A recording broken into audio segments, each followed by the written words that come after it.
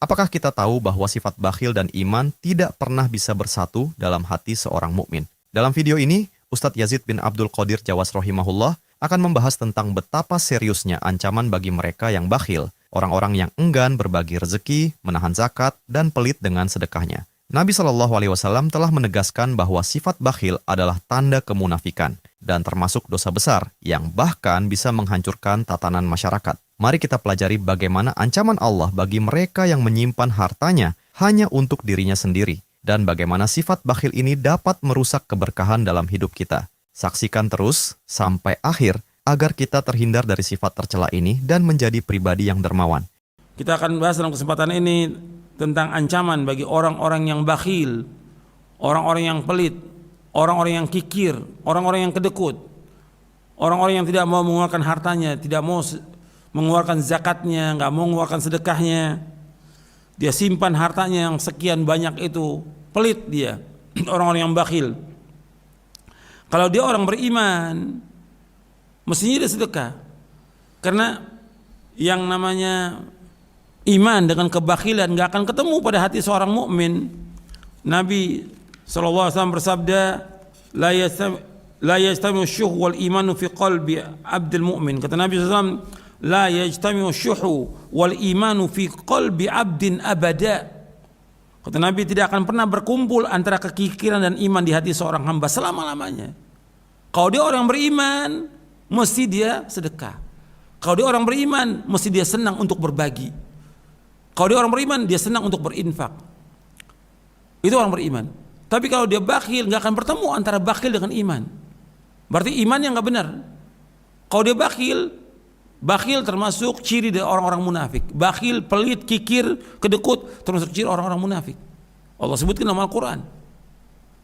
Kalau orang beriman, dia sedekah, dia dermawan, dia orangnya khair, baik dia. Kata Nabi SAW, la yajtami'u syuh wal imanu fi qalbi abdin abada.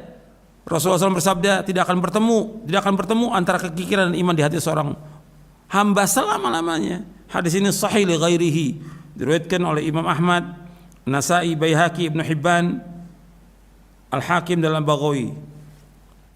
Dan Allah juga mengancam bagi orang-orang yang menyimpan hartanya.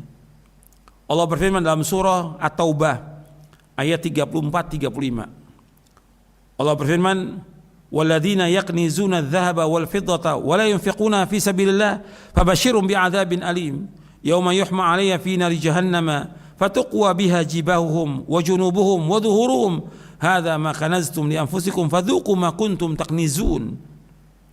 Dan orang-orang yang menyimpan emas dan perak dan tidak menginfakkannya di jalan Allah, maka berikanlah kabar gembira kepada mereka bahwa mereka akan mendapatkan azab yang pedih. Ingatlah pada hari ketika emas dan perak dipanaskan dalam neraka jahanam, lalu dengan itu disetrika dahi, lambung dan punggung mereka, seraya dikatakan kepada mereka, inilah harta bendamu yang kamu simpan untuk dirimu sendiri, maka rasakanlah akibat dari apa yang kamu simpan itu. Surah Taubah ayat 34 ayat 35. Jadi orang yang kikir, dia tidak keluarkan zakatnya, enggak keluarkan sedekah, maka orang yang pelit ini dia akan diazab oleh Allah nanti di api neraka. Allah Ta'ala dan Rasulnya SAW mencela dan mengecam sifat bakhil, sifat kikir, pelit. Karena bakhil, kikir, pelit adalah sifat tercela, tabiat yang hina, perangai yang jelek, dan ini termasuk orang-orang yang dapat merusak tatanan masyarakat Islam, orang yang pelit ini. Dan Rasulullah SAW berlindung kepada Allah dari sifat bakhil, karena sifat bakhil ini membinasakan banyaknya umat, banyak orang terlantar, banyak orang susah dengan adanya orang yang bakhil ini. Dan orang yang bakhil ini akan diseret, dimasukkan ke dalam neraka jahanam. Waliyadzubillah. Dari Abu Hurairah radhiyallahu an, Nabi SAW bersabda, man atahu Allahu malan falam yuaddi zakatahu muthila lahu maluhu yaumal qiyamah syuja'an aqra lahu zabibatani yutawwaquhu yaumal qiyamah thumma ya'khudhu bilihzamatayhi ya'ni bishidqayhi thumma yaqulu ana maluka ana kanzuka thumma tala wa la yahsabanna alladziina yabkhaluna al-ayah. Rasulullah SAW bersabda, barang siapa yang diberikan harta oleh Allah lalu dia tidak menunaikan zakatnya, maka hartanya akan dijelmakan kepadanya pada kiamat berupa seekor ular yang botak kepalanya bertaring dua, yang akan dikalungkan kepadanya pada kiamat. Kemudian ia mengangakkan mulutnya serta berkata, aku hartamu, aku simpananmu. Kemudian beliau SAW membacakan ayat dalam surah Ali Imran di ayat 180. Allah berfirman, wala yahsabanna alladziina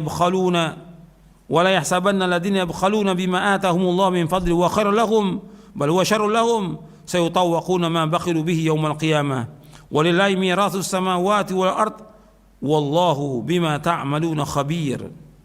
Dan janganlah sekali-kali orang yang kikir, orang yang pelit dengan apa yang diberikan oleh Allah kepada mereka dari karunia-Nya mengira dan janganlah sekali-kali orang yang kikir dengan apa yang diberikan oleh Allah kepada mereka dari karunia Allah, janganlah dia mengira bahwa kikir itu baik bagi mereka, padahal kikir atau bakhil itu buruk bagi mereka.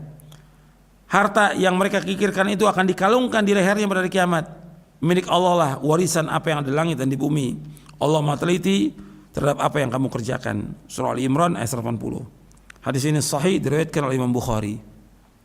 Jadi orang yang menyimpan hartanya, disimpan uangnya sekian banyak di bank, banyak lagi harta yang disimpan lagi berupa tanah, kendaraan dan yang lain, enggak disedekahkan, itu akan jadi ular nanti.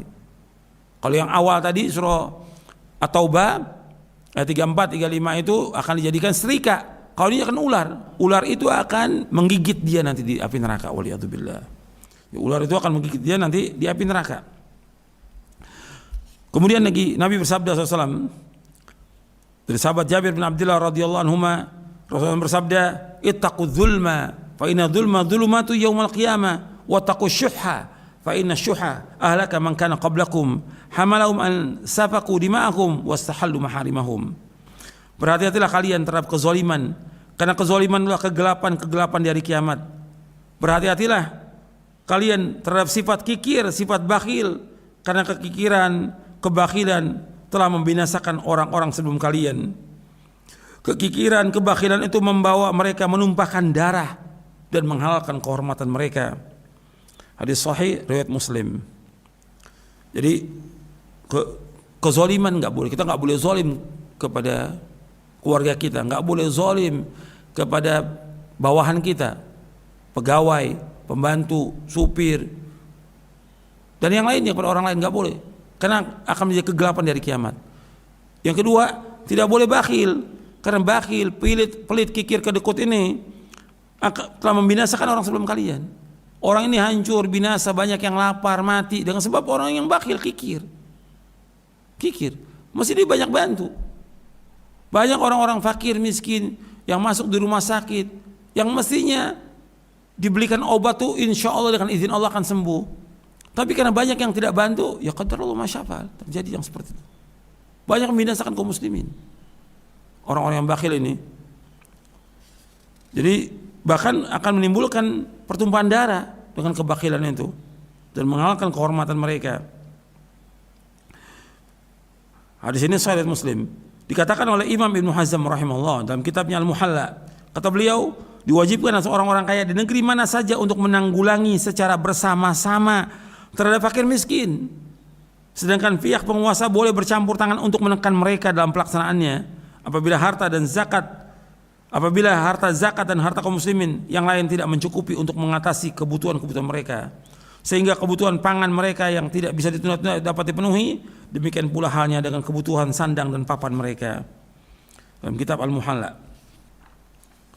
Dan orang yang menumpuk harta itu diancam. Dan disebutkan dalam surah Al-Humazah, Allah menyebutkan, wailul likulli humazatil lumazah alladzi jama'a malahu wa 'addada yahsabu anna malahu akhlada kalla la yunbadhanna fil hutama wa ma adraka mal hutama narullahil muqadah allati tattali'u 'alal afida innaha 'alaihim mu'sada fi 'amadin mumaddada. Celaka bagi setiap pengumpat dan pencela yang mengumpulkan harta dan menghitung-hitungnya. Dia manusia dia mengira bahwa hartanya dapat mengekalkannya. Sekali-kali tidak, pasti dia akan dilemparkan ke dalam neraka hutamah. Dan tahukah kamu apakah neraka hutamah? Yaitu api Allah yang dinyalakan, yang membakar sampai ke hati. Sungguh api itu ditutup rapat atas diri mereka, sedang mereka diikat pada tiang-tiang yang panjang. Surah Al-Humazah dari ayat 1 sampai 9. Dan ikhwan fillah, azakumullah, kita harus berusaha bagaimana kita menjadi orang yang sayang. Kita harus sayang kepada manusia. Sampai Nabi bersabda SAW, "Man lam yarhamin nas, la yarhamhullahu azza wa jalla." Siapa yang tidak menaruh belas kasihan kepada manusia, maka Allah azza wa jalla tidak akan menaruh belas kasihan kepadanya. Jadi sabda Nabi ini menjelaskan bahwa orang yang tidak punya sayang kepada orang-orang yang susah, maka Allah nggak akan sayang kepada dia. Allah nggak akan rahmati. Kita harus sayang. Banyak orang susah sekarang ini. Kita punya rasa kasihan kepada mereka. Orang yang punya kasihan, Allah nggak akan sayang pada dia. Hadis ini sahih, riwayat Bukhari, Muslim dan Tirmidzi. Dan Rasulullah juga bersabda, al-muslim akhul muslim la yadhlimuhu wa la yuslimuhu. Orang muslim, saudara muslim yang lainnya, jangan berlaku zalim kepadanya, jangan membiarkan dia terlantar. Jangan biarkan dia terlantar, kasihan. Orang banyak yang susah sekarang ini. Hadis ini sahih, riwayat Bukhari Muslim dari sahabat Ibnu Umar. Kata Imam Ibnu Hazm rahimahullah ketika menjelaskan hadis-hadis ini, kata beliau, barang siapa yang membiarkan saudaranya dalam keadaan lapar dan tidak berpakaian, padahal dia mampu untuk memberi makan dan pakaian, berarti dia membiarkan saudaranya terlantar. Kalau orang membiarkan, maka Allah nggak akan sayangi dia. Allah nggak akan berikan rahmat kepada dia. Jadi ikhwan fillah, azakumullah, ini ancaman bagi orang-orang yang bakhil, pelit. Makanya kita berlindung kepada Allah dari sifat kikir, sifat bakhil, agar tidak mengenai diri kita. Nabi berlindung kepada Allah. Dan itu ada beberapa hadis Nabi berlindung, Allahumma inni a'udzubika minal bukhl wa a'udzubika minal jubn. Ya Allah, aku berlindung kepada Engkau dari sifat bakhil, sifat penakut. Dan banyak lagi ada yang lain. Jadi kita harus berusaha untuk menjadi orang yang dermawan, kita pandai berbagi, dan kita banyak sedekah, mudah-mudahan banyak manfaatnya bagi kita. Dan jangan bersifat bakhil, pelit, kikir. Obati. Kita orang Islam harus berubah. Banyak juga kaum muslimin muslimat sudah ngaji, sudah nuntut ilmu, tapi masih sifat bakhil. Gak ada manfaatnya pengajiannya, gak ada manfaat nuntut ilmu. Dia baca Quran siang malam gak ada manfaatnya. Hilangkan sifat bakhil itu, karena nggak akan bertemu antara iman dengan kebakhilan dalam hati seorang mukmin. Itu harus perhatikan. Mudah-mudahan yang saya sampaikan bermanfaat, dan mudah-mudahan kita dihilangkan sifat bakhil, sifat kikir. Kita menjadi orang-orang yang sayang kepada kaum mukminin, membantu mereka, menolong mereka.